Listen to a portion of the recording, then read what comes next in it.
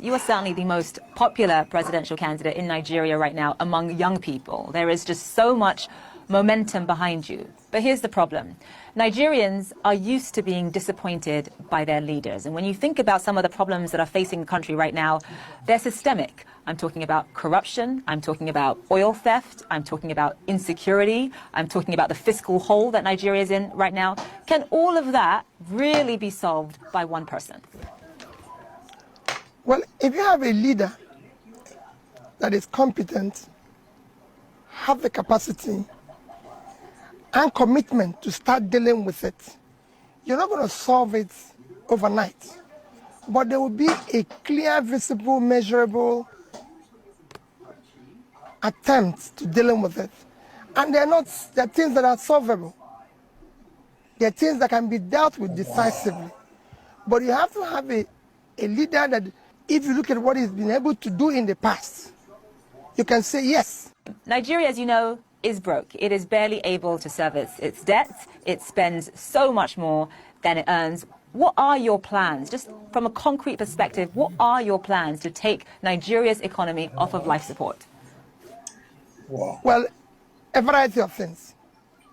One is that you have to deal decisively with the issue of security.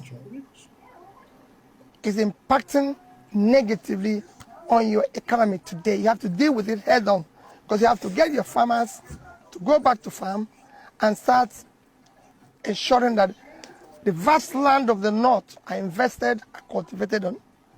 You have to start pulling people out of poverty as quickly as possible.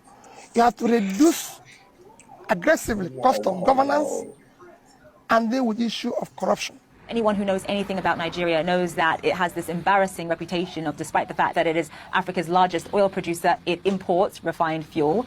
What is your plan for transforming Nigeria's economy from a consumption economy to a production economy? Let me use the issue of oil, for example. There's no reason why our refineries cannot work. There's no reason why we should not encourage private sector to build refineries and operate them. And they're not rocket science. It can be done as quickly as possible.